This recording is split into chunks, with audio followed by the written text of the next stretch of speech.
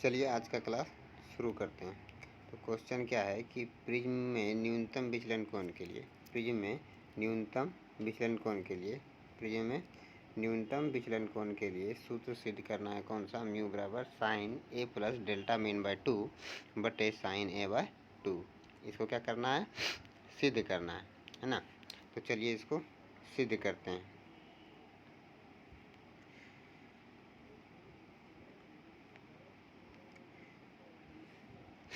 सूत्र क्या था? सूत्र था म्यू बराबर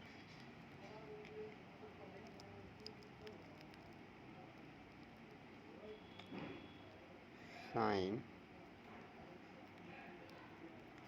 ए plus sine A plus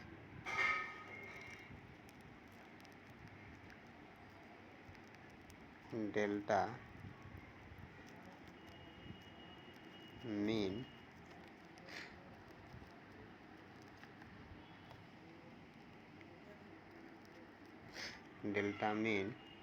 by 2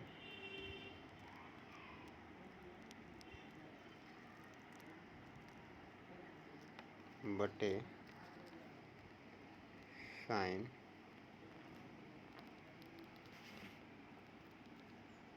A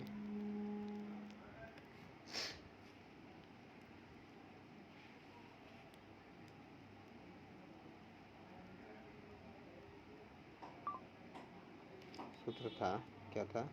mu बराबर sine A plus delta mean बटे 2 बटे साइन ए बाय 2। इसको सिद्ध करना है। इसको क्या करना है? सिद्ध करना है। चलिए इसको सिद्ध करते हैं।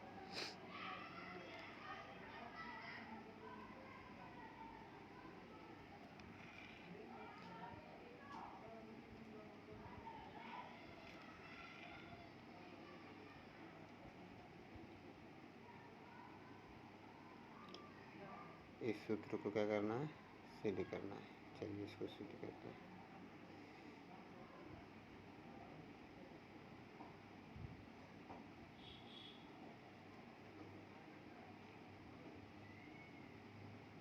सिद्ध करना है इसको, है ना। चलिए इसको सिद्ध करते हैं। तो इसको सिद्ध करने से पहले हमको जानना पड़ेगा कि प्रिज्म से प्रिज्म में जो है कैसे अपवर्तन होता है, कैसे विचलन कोण निर्भर करता है। तो हम लोग जानते हैं, पहले पढ़ चुके हैं कि प्रिज्म का जो विचलन कोण है वो आपतन कोण पर निर्भर करता है। तो आपतन कोण पहले परावर्तक सतह से सब जैसे पार होगा तो एक बार अपवर्तन होगा, फिर दूसरे बार जैसे पार करेगा तो एक बार फिर अपवर्तन होगा, है ना। तो हम लोग जानते हैं कि आपतन कोण को जब बढ़ाएंगे और निर्गत कोण को क्या करेंगे? बढ़ाएंगे। तो ये जो बीच वाला कोण है इसको हम लोग क्या बोलते हैं? डेल्टा। क्या बोलते हैं? डेल्टा बोलते हैं। और इसको जो हम लोग विचलन कोण के नाम से जानते हैं। किस नाम से जानते हैं? विचलन कोण के नाम से। तो आपतन कोण को जैसे ही हम लोग बढ़ाएंगे, यानी ये जो आपतन कोण है इसको हम लोग जैसे ही बढ़ाएंगे तो क्या होगा कि एक कंडीशन ऐसा आएगा कि ये जो है मतलब इसको हम लोग ऊपर करते जाएंगे। ये आपतन कोण को ऊपर करने के बाद क्या होता है? विचलन कोण का मान पहले घटता है और घटने के समय एक समय ऐसा होता है कि ये विचलन कोण जो है ये सीधा इस तरह से गुजर जाएगी, कहीं विचलित नहीं होगी, है ना। यानी जब प्रिज्म पर प्रकाश की किरण सीधा पड़े तो वो क्या होता है कि विचलन कोण बिना किसी विचलन के माध्यम से गुजर जाती है। तो इस कंडीशन को हम लोग बोलते हैं न्यूनतम विचलन कोण। क्या बोलते हैं? न्यूनतम विचलन कोण बोलते हैं। न्यूनतम विचलन कोण कहते हैं, है ना। तो जब हम लोग इस कंडीशन में क्या होता है कि जैसे ही हम लोग यहाँ पर क्या होता है कि आपतन कोण को ऊपर ले जाते हैं तो पहले विचलन कोण का मान घटता है और फिर एक कंडीशन ऐसा हो जाता है कि यहाँ पर विचलन कोण का मान जो है ना वो न्यूनतम, लगभग न्यूनतम हो जाता है ना, और कोई विचलन नहीं होता है। तो इस कंडीशन में हम लोग क्या इस कंडीशन को हम लोग किससे दर्शाते हैं? तो इस कंडीशन को हम लोग दर्शाते हैं डेल्टा मीन से। किससे दर्शाते हैं? डेल्टा मीन से दर्शाते हैं। डेल्टा मीन से दर्शाते हैं इसको। किससे दर्शाते हैं?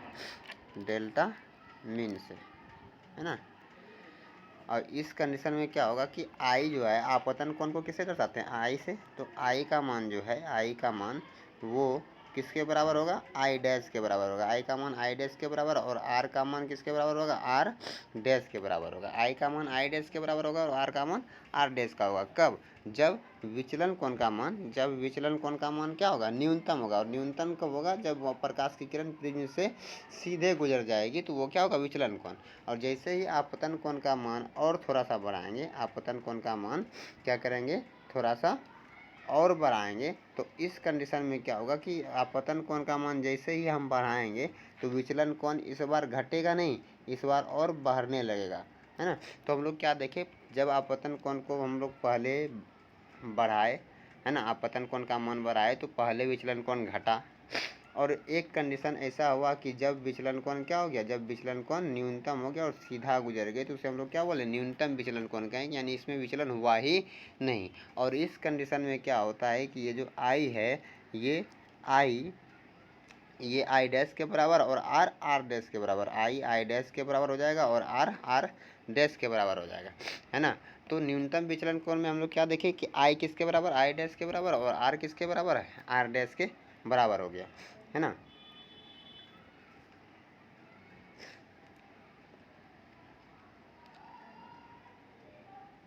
तो इस कंडीशन में हम लोग क्या देखें कि न्यूनतम विचलन कोण में आई किसके बराबर? आई डैश के बराबर, और आर किसके बराबर हो गया? आर डैश के बराबर हो गया, ठीक है। अब देखते हैं हम लोग कि इसको ग्राफ के द्वारा कैसे जो है निरूपित किया जाता है। ग्राफ में इसको कैसे निरूपित करेंगे? तो ग्राफ में कैसे निरूपित करेंगे, तो हम लोग पहले ग्राफ बना लेते हैं। ग्राफ बना लिए।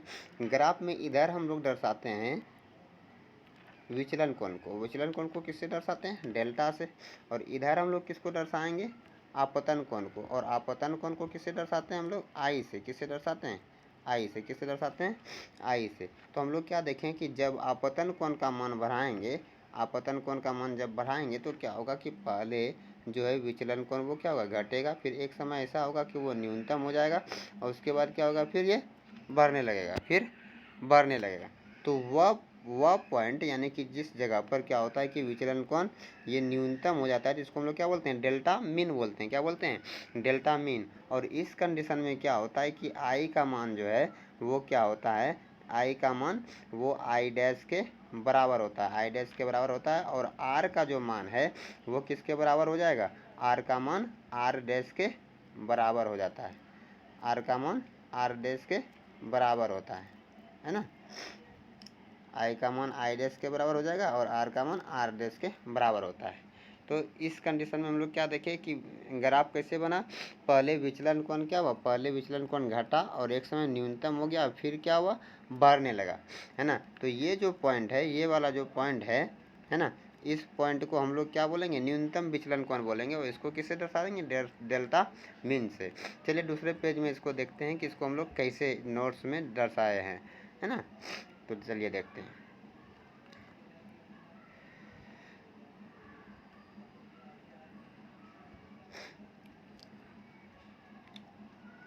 देखिए नोट्स में यहाँ पर दर्शाया गया है कि पहले हम लोग क्या देख रहे हैं कि विचलन कोण का मान,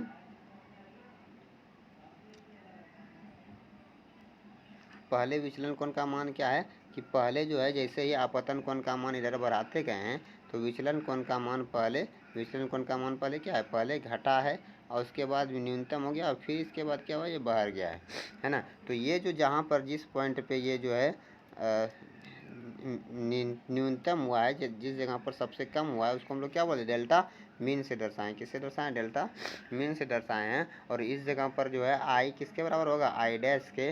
और आर किसके बराबर होगा? आर डैश के बराबर होगा, है ना। इसको हम लोग क्या बोलेंगे? न्यूनतम विचलन कोण कहेंगे। अब जो चीज़ मैंने यहाँ दर्शाया है वही चीज़ को ऊपर लिखे भी है ना, वही चीज़ को क्या किए हैं? ऊपर लिखे भी हैं।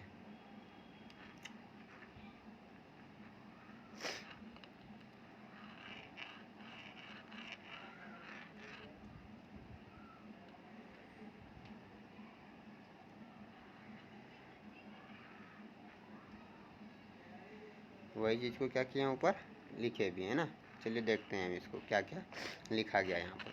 तो हम लोग देख रहे हैं कि यहाँ पर लिखा हुआ है कि अतः किसी प्रिज्म में आपतन कोण के मान में वृद्धि करने से, आपतन कोण के मान में क्या करने से, वृद्धि करने से विचलन कोण का जो मान है पहले क्या होता है, घटता है, फिर न्यूनतम होता है और उसके बाद फिर बढ़ता है। अभी ग्राफ में हम लोग यही देखें ना।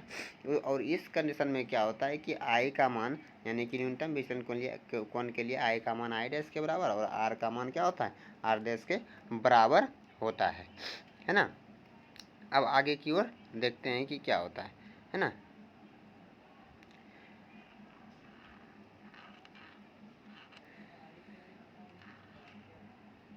अब आगे की ओर देखते हैं क्या होता है।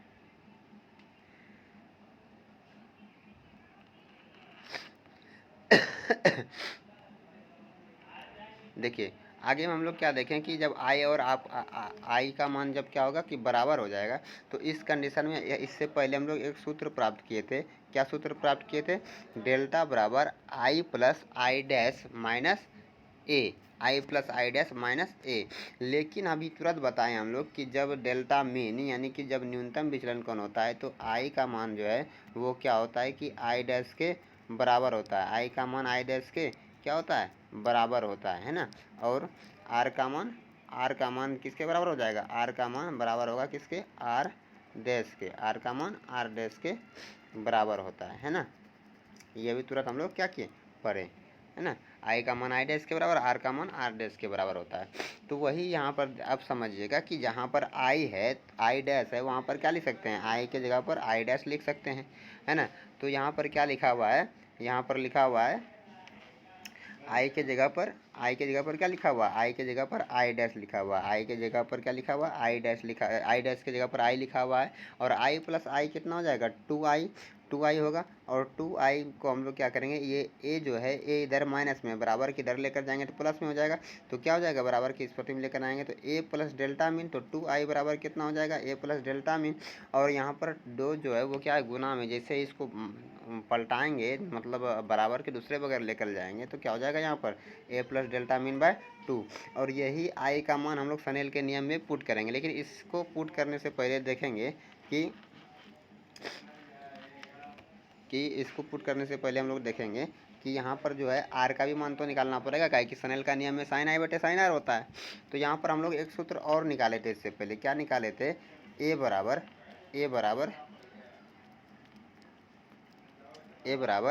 R plus R dash, R plus R dash. ये सूत्र पहले पढ़े हुए हैं। तो हम लोग डेल्टा मीन जब होता है तो ये भी देखें कि आर किसके बराबर है, आर डैश के बराबर है। तो आर डैश के जगह पर क्या लिख सकते हैं हम लोग, आर लिख सकते हैं। आर डैश के जगह क्या लिख सकते हैं, आर लिख सकते हैं। तो जहाँ पर आर डैश है वहाँ क्या लिखेंगे, आर लिख देंगे। तो यहाँ पर जो आर डैश है इसके जगह पर क्या लिखेंगे, आर लिख देंगे। तो आर प्लस आर कितना हो जाएगा, 2r, 2 गुना में हो गया। और 2 गुना में हो गया तो 2 को जब दूसरे साइड में लेकर जाएंगे, 2 को जब क्या करेंगे, 2 को दूसरे साइड में लेकर जाएंगे तो क्या हो जाएगा, ये गुना भाग में बदल जाएगा। और किस में बदल जाएगा, ये a/2 में। किस में बदल जाएगा, ये a/2 में बदल जाएगा है ना। तो चलिए देखते हैं अब नेक्स्ट पेज में कि इसमें सनेल का नियम कैसे लागू हुआ है, सनेल का नियम कैसे लागू हुआ है। चलिए अब देखिए इसमें सनेल का नियम।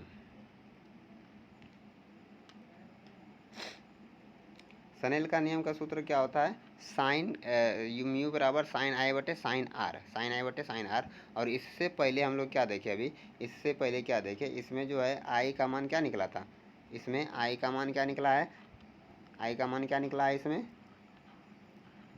आई का मान निकला है ए प्लस डेल्टा मीन बाय 2 और आर का मान a/2। तो यही आई और आर का मान क्या करेंगे, उसमें बैठा देंगे। अभी तुरंत क्या करेंगे, उसमें बैठा देंगे। तो यहाँ पर जो साइन आई और साइन आर का मान है, यहाँ पर साइन आई और साइन आर का मान, तो आई के जगह पर क्या लिखा जाएगा, आई के जगह पर क्या लिखाएगा, डेल्टा मीन बाय 2 है ना, ए प्लस डेल्टा मीन बाय 2। और आर के जगह पर क्या लिखाएगा, आर के जगह पर लिखा जाएगा a/2 है ना। तो यहाँ पर मेरा क्या हुआ, यही फार्मूला हमको क्या करने के लिए बोला था, प्राप्त करने के लिए। तो ये फार्मूला क्या हुआ, प्राप्त हो गया, ये फार्मूला प्राप्त हो गया। जहाँ पर म्यू क्या है, म्यू अपवर्तनांक है प्रिज्म का, और ए जो है बड़ी ए वो क्या है, प्रिज्म का कोण है, और डेल्टा मीन वो क्या है, न्यूनतम विचलन कोण। क्या है, न्यूनतम विचलन कोण। अब देखते हैं आगे हम लोग, यहाँ पर है ये सूत्र क्या हुआ, ये सिद्ध हो गया, ये ना, ये सूत्र क्या हुआ, सिद्ध हो गया। लेकिन यहाँ पर अगर हम लोग को बोला जाए कि स्मॉल प्रिज्म के लिए जो है कोण का मान स्मॉल होगा, तो कैसे होगा देखेंगे, है ना। स्मॉल प्रिज्म के लिए स्मॉल का कोण का मान स्मॉल कैसे होगा देखते हैं। तो इसके लिए क्या करेंगे,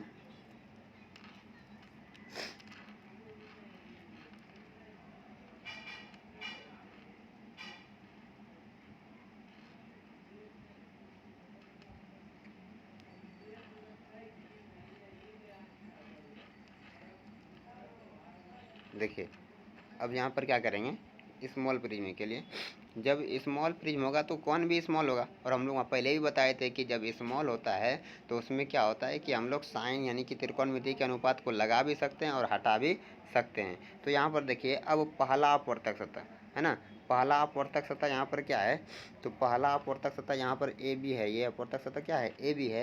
ए बी से जब गुजरेगा तो पहला तो हवा से जाएगा, जिसके लिए अपवर्तन कोण का मान कितना है, आई है, और यहाँ पहुँचेगा किस में, प्रिज्म में, और प्रिज्म के लिए अपवर्तन कोण का मान कितना है, आर है। कितना है, आर है। तो यहाँ पर सनेल के नियम से हम लोग जानते हैं कि क्या होगा कि म्यू बराबर साइन आई बटे साइन आर हो जाएगा। और जब कोण स्मॉल हो, कोण कितना हो, स्मॉल हो, तो स्मॉल के लिए हम लोग साइन आई के जगह पर क्या साइन आई के जगह पर आई लिख सकते हैं, और आर के जगह पर आर लिख सकते हैं, है ना, आर के जगह पर आर लिख सकते हैं। अब यहाँ देखिए, यहाँ पर आई के जगह पर आई और आर के जगह पर आर हो गया, तो आई का हम लोग मान निकालेंगे तो क्या हो जाएगा, आई बराबर आर किस में है, आर किस में है, आर है भाग में, और इसको हम लोग दूसरे साइड में लेकर जाएंगे तो किस में हो जाएगा, गुना में हो जाएगा। तो कितना हो जाएगा, आई बराबर म्यू इंटू आर हो जाएगा। अब दूसरे अपवर्तक सतह के लिए लेंगे, ये वाला अपवर्तक सतह, ये वाला अपवर्तक सतह के लिए। अब ये वाला अपवर्तक सतह के लिए प्रकाश की किरण किधर जा रही है, प्रकाश की किरण इधर से इधर जा रही है, इस जगह से इधर इधर निकल रही है, तो प्रिज्म से ना दूसरे जगह पर जा रही है। तो इस जगह पर क्या हो जाएगा, इस जगह पर कौन, पहला माध्यम का कौन कितना, आर डैश है, और दूसरे माध्यम में कितना है, आई डैश है। तो इसके लिए यहाँ पर साइन आई और साइन आर का मान कितना हो जाएगा, साइन आर और साइन आई और साइन आर का मान कितना हो जाएगा, साइन आई और साइन आर का मान कितना हो जाएगा, चलिए देखते हैं। साइन आई के जगह पर आर हो जाएगा और आर के जगह पर आई हो जाएगा, है ना।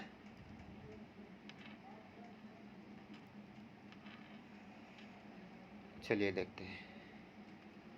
तो यहाँ पर दूसरा अपवर्तक सतह जो है, दूसरे अपवर्तक सतह के लिए यहाँ पर क्या है कि म्यू बराबर जो है, म्यू बराबर क्या है, म्यू बराबर साइन आर डैश बटे आई डैश है, आर डैश बटे आई डैश है। और यहाँ पर पी बाय ए क्यों लिखे, तो हम लोग पहले पढ़े थे कि म्यू में हम लोग क्या करते हैं, 1 2 लिखते हैं, है ना, और 2 जो है क्या होता है, दूसरे माध्यम का अपवर्तनांक यानी कि 2 1 लिखते हैं, कितना लिखते हैं, 2 और 1 लिखते हैं, और 1 क्या है, दूसरे माध्यम का अपवर्तनांक होता है ना।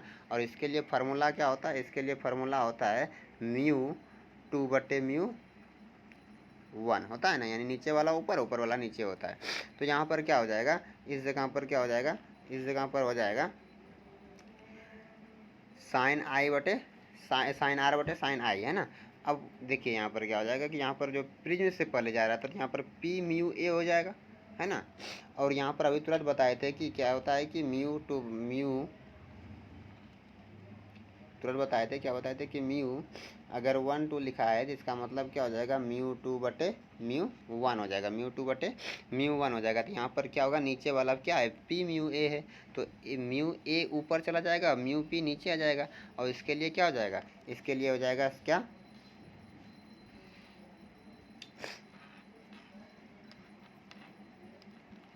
क्या हो जाएगा इसके लिए, साइन आई बटे साइन आर, क्या हो जाएगा, हम लोग लिख सकते हैं फिर क्या, mu A mu A mu P, A mu P बराबर क्या लिख सकते हैं, साइन आर बटे sine I dash, sine R dash बटे साइन आई डैश लिख सकते हैं। लेकिन ये जो ए है ये क्या था, हवा का अपवर्तनांक है ना, किसका, हवा का अपवर्तनांक, और हवा का अपवर्तनांक कितना होता है, 1 होता है, कितना होता है, 1, हवा का अपवर्तनांक कितना होता है, 1। तो ये म्यू ए के जगह पर क्या लिख सकते हैं हम लोग, 1 लिख सकते हैं, क्या लिख सकते हैं, 1 लिख सकते हैं। और ये जो म्यू पी है ये तो माध्यम का अपवर्तनांक हो गया। प्रिज्म क्या है? एक शीशा है, शीशा एक माध्यम है, माध्यम को किससे दर्शाएंगे? म्यू से। किससे दर्शाएंगे? म्यू से। तो म्यू पी के जगह पर म्यू लिख देंगे और म्यू ए के जगह पर क्या लिख देंगे? ए लिख देंगे, है ना। चलिए, म्यू पी के जगह म्यू लिख देंगे, म्यू ए के जगह पर क्या लिखेंगे? म्यू ए लिख देंगे। चलिए अब दूसरे पेज में देखते हैं हम लोग।